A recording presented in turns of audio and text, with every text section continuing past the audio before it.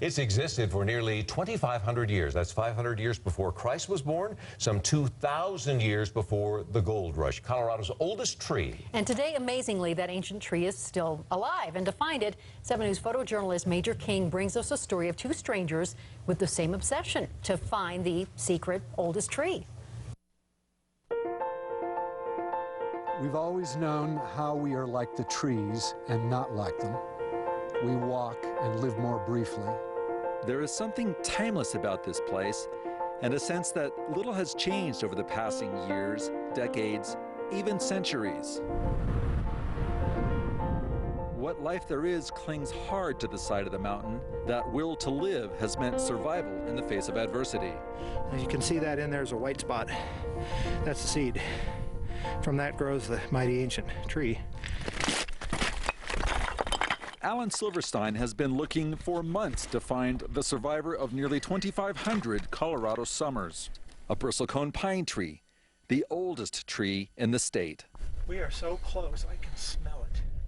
He's looking here at 11,000 feet on a rocky slope within a grove of the ancient ones, Pinus aristata. Grandfather trees. Grandfather trees. That's what I call them, grandfather trees.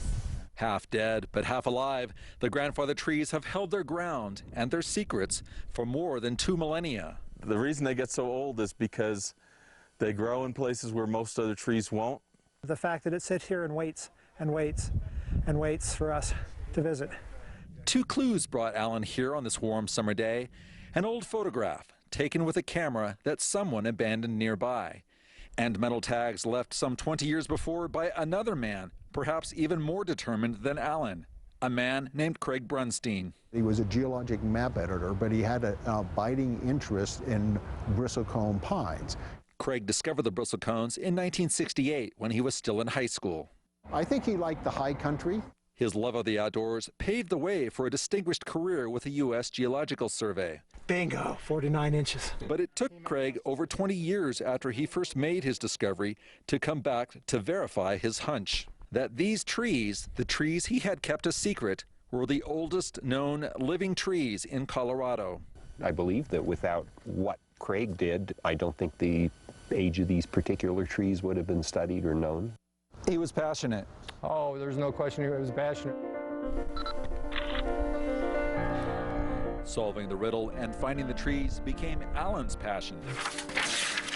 Well, there's a long and intricate detective story for how we ended up here. Okay, so. The abandoned camera gave up the most vital clue, a picture of the tree with the valley floor below.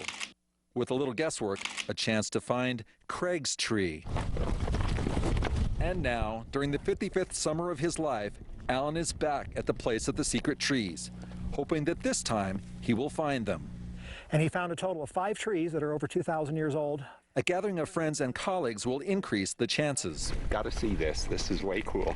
But like all things that are worth the effort, there's a price to be paid. At a superficial level, it's just another adventure. At a deeper level, it really is touching mortality, immortality. There it is. It's right here. Oh, wow, that's got to be it. It's beautiful. Gotta be it. It's good to finally meet this tree. What a monarch. What a monument, a living monument. If wind were wood, it might resemble this: fragility and strength, old bark bleeding amber. The mystery of the state's oldest trees, first discovered, then protected by one man, rediscovered by another who understands the significance of his find. If you add enough superlatives, anything is special.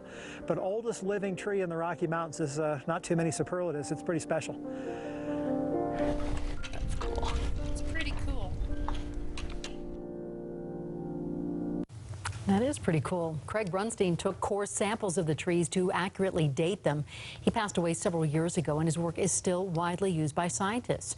And we are not revealing exactly where the tree is so it can continue to be protected and live perhaps another 1,000 years. Gosh, a great story from Major King. Beautiful. Oh, jeez.